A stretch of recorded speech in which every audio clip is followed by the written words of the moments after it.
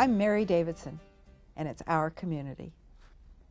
Our guest today is Claud Harkins, and Claud is a collector of George Washington and Revolutionary War relics. And he is probably one of the largest private collectors in the world. He has, as he says, a lot of stuff. Welcome, Claud. Thank you very much, Mary. I'm just delighted that you could come and bring all these wonderful things and be ready to talk about George Washington.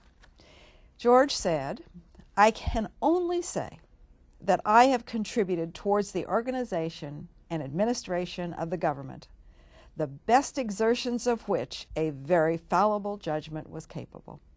And he said that in 1796. What do you think about that? Do you think that's true?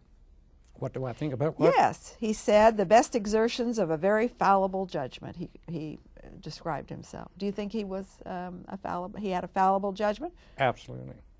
Well, you know, that's kind of interesting because as a general, he was absolutely untried in battle. And all of a sudden, he was the general of the army of the Revolution. What happened? Well, to begin with, when he was 20 years old, he became a major in the militia. And he got some experience there. And then a couple of years later, then he ended up joining the British Army himself. And he was involved in a skirmish with the French and managed to win that little battle. And then he was defending Fort Necessity, and he lost that battle, okay? We win some and we lose some. That's right. We win some and lose some. And then he, in turn, went to, was an aide-de-camp to General Braddock, Henry Braddock, and they were crossing the Monongahela Valley in New York State. And they were ambushed by some Indians who were allies of the French, and that was Braddock's defeat. Are you interested in hearing about that? No, I'd rather go back to the Revolution. We're not to the Revolution yet. I know. We're I'd still in the rather War. go to the Revolution and talk about the fact that truly, even though he had been a soldier, this is the first time he'd ever led an army. Now, there's a difference between being a soldier and leading an army. Is that not true? Well, there's always a first time to lead an army, right? But he didn't always do well. I mean, he had some setbacks. Absolutely. And the major setback, what would you say was the major setback that he had in leading the Army of the Revolution? Well, when he became Commander-in-Chief of the Continental Army in July the 2nd of 1775, at Cambridge, he inherited an army that was poorly supplied. The men were made up mainly of Minutemen that came there with their squirrel rifles, and they left their stores and their farms. And no uniforms for the most part. And they had no training whatsoever, so he got there with very little training. It was on-the-job training that he experienced. But you know what really interested me? I read the book 1776, David McCullough. It's a wonderful book. If you haven't read it and you're interested in George Washington, David McCullough's book, 1776. And he makes the point that never before had Washington experienced, I mean, I don't know whether he realized or not, but the whole future of America was upon his shoulders as General of the Army. That was a major responsibility.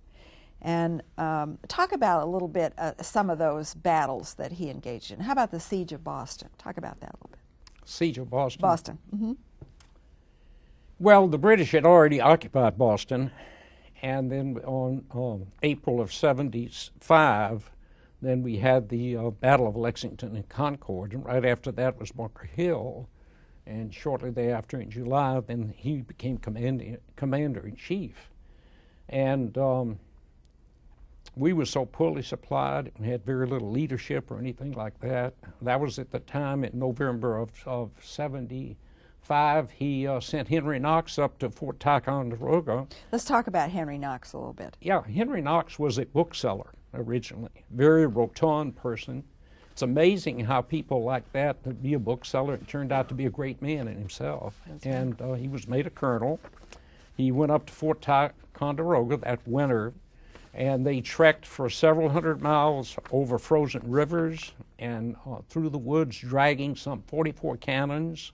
And this was a chubby little bookseller. He was a chubby little bookseller. And he said, oh, well, a little snow doesn't hurt anybody. We'll just, and those cannons weigh what? Oh, hundreds of pounds. Yeah. Hundreds of pounds. And they just trucked those cannons right through there. I mean, it was a superhuman experience. And they took the cannons and put them on Dorchester overlooking Boston. And this intimidated the British, and they in turn left Boston. They actually went up to Nova Scotia for a short period of time before they went back down to Long Island and invaded Long Island. And that was another defeat of George Washington's right there. So all didn't go so awful well in the beginning. What, ma'am? All didn't go so well in the beginning. Mm-hmm. No, it did not go very well. That's exactly right. I think one of the most interesting battles was the New York, where all the ships were in the harbor. Can you talk about that a little bit? Well, you have to understand the British had, they dominated the entire world with their armies and their navies. Britannia rules the seas. Yeah. And he, it was overwhelming to him there in New York. He was actually in Manhattan, and they crossed over to Long Island to engage the British. And it was so overwhelming to him that one night, he saw that he needed to retreat because he was right there on the shoreline, and he knew that when they got up the next morning, they would attack him and wipe out his entire army. So he kept the fires burning at night, and a fog moved in across the Sound, and he slowly got all of his men, his entire army, into boats. And they wrapped rags around paddles so it wouldn't splash the water or anything, and they crossed over, and by the time the British got up the next morning, Everybody was gone. He was gone. But you know, it's got to be scary to look out over those bluffs and see all those ships in the harbor and think, I got to get out of here. Very humiliating. Yes, slightly. And it looked like a forest of masts. That's right. And here was General Washington, who had his own uniform made. I mean, he was the picture of sartorial splendor on his white horse with his uniform. And here you look out and with the ragtag soldiers of the Continental Army, and you look at these ships and you think, oh, what am I going to do? So many of them were barefooted, too. Yeah, they were. But the retreat across New Jersey, David McCullough says, quote, was the, quote, brilliant stroke that changed history. You're talking about when he crossed over to the Delaware? Mm-hmm. That was an amazing feat. This was in December, and he was down there on the opposite side from Trenton, several miles, about 9 miles down south. And he was standing there not knowing what to do. His army was there and very little food for them. And he made the decision to commandeer some iron boats that was brought up the river for them to cross that night, Christmas night. And they took the entire night in crossing. In fact, the interesting thing, that's what stimulated the Washington crossing the Delaware painting by Emanuel Lortzer, showing him standing in the boat. Behind him is James Madison, future president. And he crossed the Delaware, and when he got back on his horse, he started up the bank, and it almost slipped, and he would have fallen in the river and died there. Because it was so cold? Mm-hmm. It was so cold. And then he assembled his army. Are you interested? Oh, absolutely. He assembled his army, and they started marching there after midnight. And the men had not been fed. Many of them had bare feet. One of the ways you could locate a soldier and follow him in the snow and the ice is look for the blood, where he cut his feet. But they stuck. They stayed. They didn't desert. They stayed with him. What was it? What was it about this personality, besides the fact that he was tall? I mean, it's got to be something else. Well, they had tremendous respect for this man. Tremendous respect. I mean, he was risking everything himself. Plus the fact, all of these soldiers were patriots. They were the people that left England to come there to have their freedom. They no longer wanted to be under a king again. And they were fighting for the rights to be able to be where we are right now. So they knew that it was now or never. That is exactly correct. That's right. And I think that they were engaged in the cause. Absolutely. They were committed to the leader. Correct. And I really do think that he also had some, besides Mr. Knox, Henry Knox, he had some other good folks around him as well. Who else? Well, Hugh Mercer was with him at that time. Yes. And a Minuteman who's a favorite of mine, his name was Hugh Maxwell. And why is he a favorite? Who was at Bunk Hill. Why is he a favorite? Simply because I have his double-barrel flintlock pistol that he used at Bunker Hill, and was wounded in the shoulder. But he followed with Washington's army and crossed the Delaware with him. Actually followed him all the way to Yorktown. I mean, these people followed this man. They did, and without question. Absolutely. Isn't that? It is amazing to me, and you know, I think it's well to talk about the fact that George Washington was a Federalist. What was a Federalist? What was his political philosophy, sort of? Well, to be perfectly honest with you, I really haven't studied that aspect of it very much, to be honest with you. Well, would you say that he was committed to the fact that the United States should be the United States of America? Absolutely. Should be released from England and George III. Absolutely. So, to me, that the political philosophy of 1776 was much more simple than it is today. Mm-hmm. Would you say that? Mm-hmm. Yeah, I think so. And I think that the goal was really rather one-dimensional, and that was to free the colonies from the oppression of England. Absolutely. So, don't you think it's kind of interesting that the Tea Party, I don't know whether you want to call it a sobriquet or an appellation, but the Tea Party name has come down to today's politics. Mm-hmm. I think that's kind of. I think it's pretty neat. I do. Mm-hmm. I do.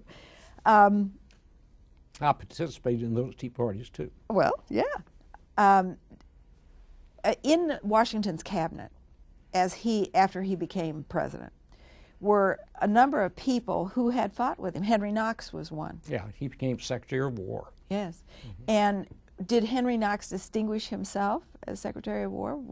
Did they go on? I think he did. Yeah. Absolutely. And John Adams was his vice president. He was his vice president, yes. Correct. What did Washington do to unite the country? What was it about? I mean, he united his army. That he did. But he also united the country. Just the mere man. There's just something, he reminds me almost of a Ronald Reagan type of person. But isn't it interesting that personal characteristics are often the glue that holds the cause together, that holds the people together, and moves everything forward? And Washington appeared just at the right time.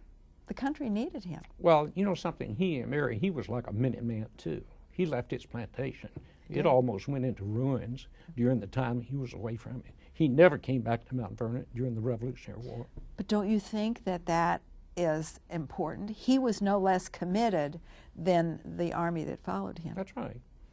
Just like when the Declaration was signed, John Hancock signed his name and he said, you know, I want King George to be able to see it all the way across the ocean. Every one of those men knew that if they lost the war, it would be their heads.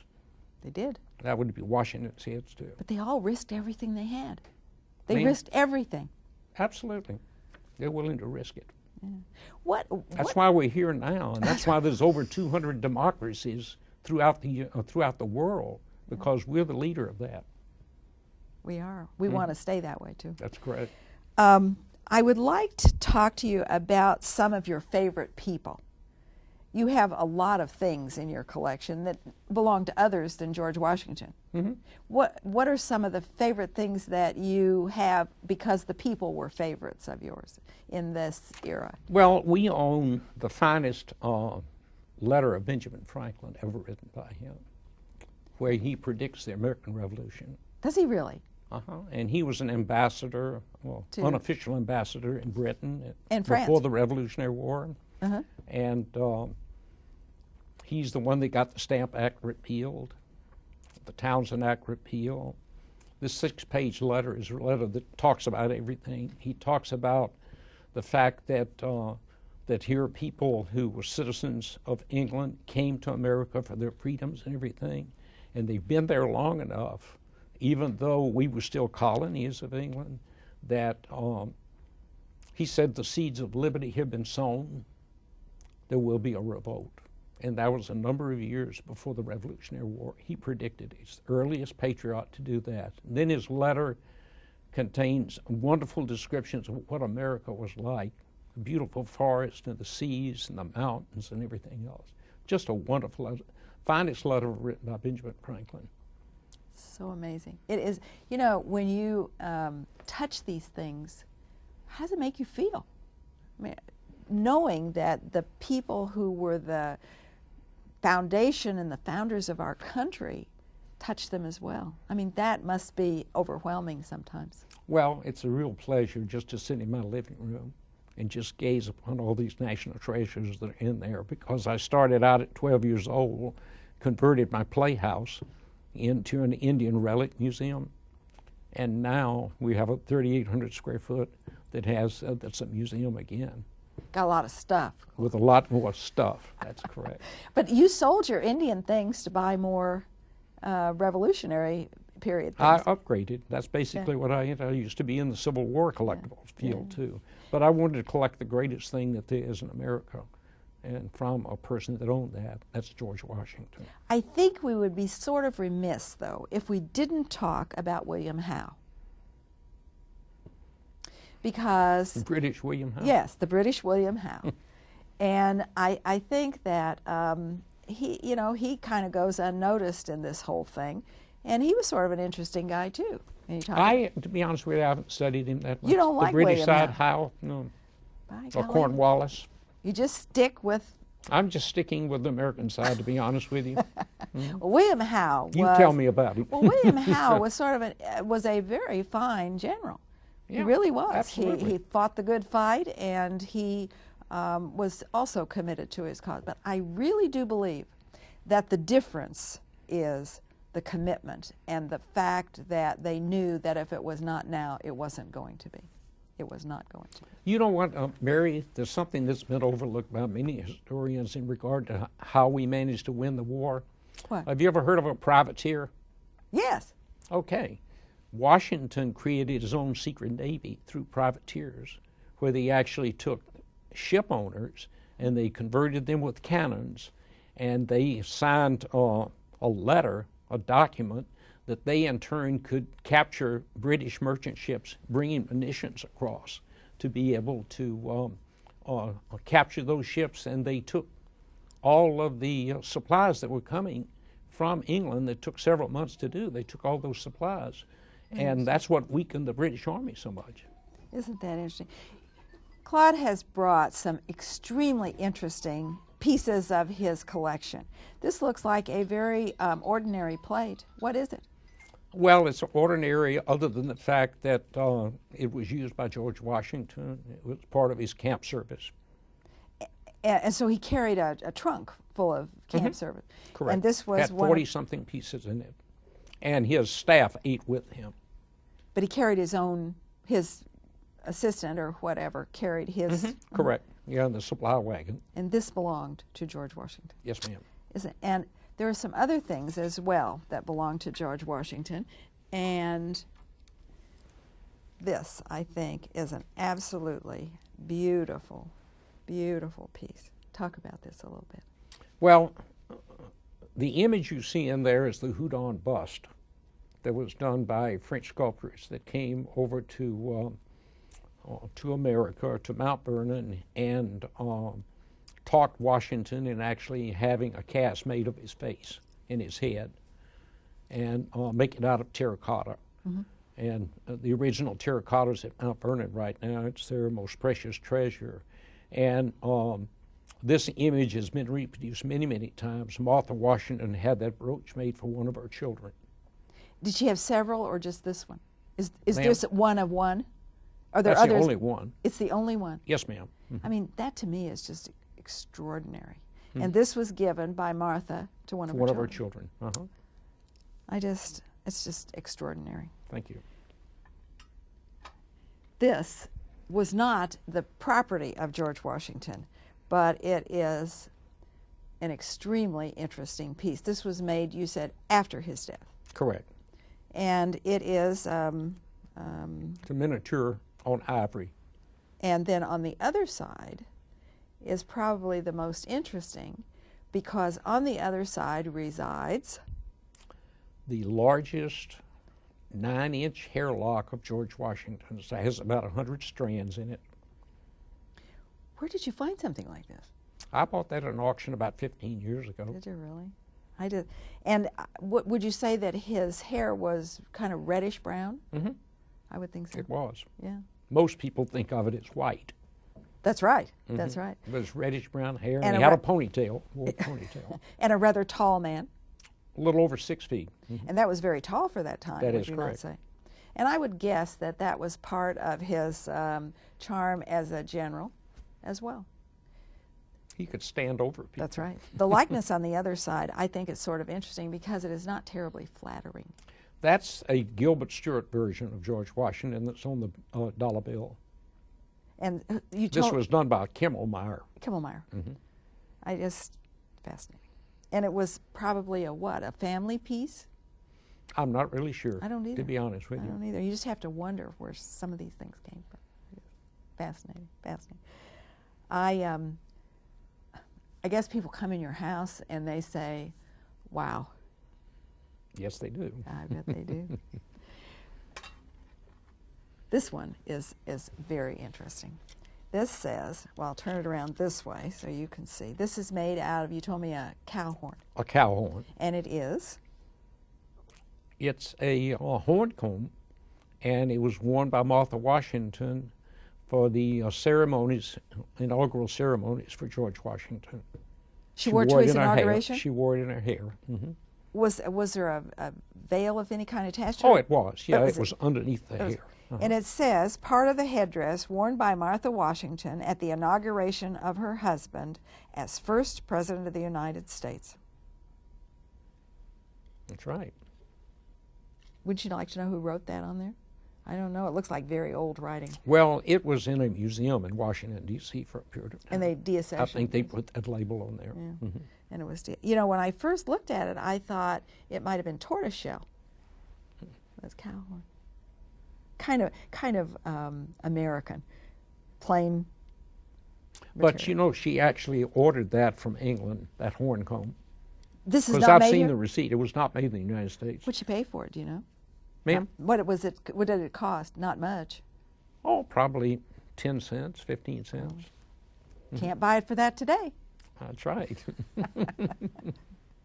Saving the best for the last is this. I am so fascinated with this. What is it?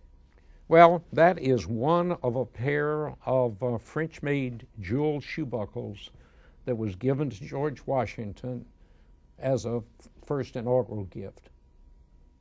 You don't know where the other one is, do you? I have not been able to locate it. It descended through the family. And he wore this on his inauguration. He actually wore this shoe buckle on his inauguration. You know, I don't know, Mary, that he actually did it. I know he but it was received given it as to a him. gift. I don't know whether he was wearing that buckle at that time, but he had other jeweled shoe buckles, none as elaborate as that with a flower head on it. When you say a flower head, are you talking about That's the center section. The center section flower right head. here. Yeah. Mm-hmm. And this buckle was made in France? France. Mm-hmm. Where most of the fine jewelry was made. That is correct. Yeah. Mm-hmm. I find that just fascinating. I mean, to touch something that was, and I'm sure like any other president on an inauguration, they got a lot of gifts. So this, I assume so. Yeah, this one. I've never been able to identify who gave it to him, though. Well, it says shoe buckle, owned and worn by General owned and I worn. think that was inherited by a relative of his, William Lanier Washington. Was that a nephew? Yeah. And he inherited a number of the artifacts at Mount Vernon after Martha died. And he would have these mounted in French Morocco cases like this. Oh, I see. That's cut glass and things like that. Wine glasses, preserved dishes, which we have. Yes, I know. You wanted to bring that soup bowl. And You wouldn't let me. I wouldn't let him. No. He said, I'm going to bring a soup bowl that was used where? There were 3 of them in the world? Isn't that what you said? Oh, preserved dishes. There's 2 Yes. in the world. And I said, 2 well, wine glasses. They're the only 2 in that's existence. right. And I said, you bring those and we may be down to 1. So you don't want to do that. So nothing breakable. But are you still buying things? Do you still buy things? Can you find things? When the opportunity presents itself, Mount Vernon inherited some money from friends of Mount Vernon a number of years ago. And they didn't even know the people. And they left them $2.5 million. And they've been using that money very wisely, going through catalogs and buying things. So if they decide they want to buy it, they buy it. So the only way I'm able to buy things is that if it's not in a catalog, or I buy it privately. I know this, you probably haven't even thought of this, but you own so many wonderful things. What are you going to do with all your things? You want it to be left as a collection? You know, a lot of people out there have marvelous collections of things, and they have spent, like Claud has, they have spent a lifetime, literally a lifetime, collecting them. What do you do with those things? Well, Mount Vernon would like me to give sure. them to them. But all of these things are part of our estate, actually. Well, yes, that's They're right. true investments. Oh, That's they what are. Oh, absolutely. Absolutely, they are investments. And I've said on a few occasions when people said when I die, I'd probably have it buried with me. well, that's right. You can just I have a couple of wonderful flags I think I'll have draped over me. tell me. You didn't bring that flag, and you do have a very wonderful flag. Talk about that just a little bit. It's called the prisoner's flag. It was a flag that originated in the old Mill Pond prison in Plymouth, England, where they actually kept American seamen that were captured. Really? And in Joseph Ashburn, Betsy Ross, his second husband, and John Claypool were there, and they were cellmates. And many of the people in the town of Plymouth actually provided food and clothing for these people to keep them alive. And after Yorktown on October the 19th of 1781, sometime in November, December of that same year, a London newspaper arrived at the old Mill Pond prison, wrapped around a loaf of bread, and one of the prisoners opened it. There he saw that the surrender had taken place. So everybody started making American flags, stars and stripes, out of paper and cloth, and they waved them in the faces of the guards. And that's how this flag originated. And the red and blue that are in the flag actually came from a British uniform. Are there any stars in the flag? The blue and the red in the little 13-star flag actually came from a British uniform that was given to them by a Plymouth, England family that gave it to somebody. I honestly believe it was probably John Claypool. If you could save one thing out of your collection that you would, if you had only the choice of keeping one thing, what would you keep? We're talking about it right now, the prisoner's flag. That flag? That's probably the finest, best documented 18th century 13-star flag in the world. Really? And the documentation that you have on it certainly makes it. If you keep two things, what would you keep? Oh boy.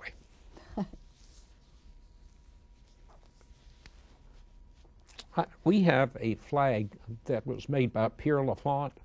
You've heard of him? Yes. He was the architect of Washington, Yes, D.C. L'Enfant Plaza is where the subway stops. That's right. And this is his personal silk, handmade 13-star flag. And the stars are in an oval, and the stars are gold leaf. It's absolutely superb. It's a jewel. That's probably the two things I'd keep. You know, when you speak to somebody like Claud Harkins, you can see the light in his eyes, and you know very well that in his world there are no summer soldiers or sunshine patriots. We live the revolution and the days that surround it, and I cannot tell you how kind it is of you to come, because Claud Harkins is part of our community. And I'm Mary Davidson, and I'm delighted that you could be with us. Thank you, Claud. Thank you, ma'am. It was wonderful, don't you? Thank you.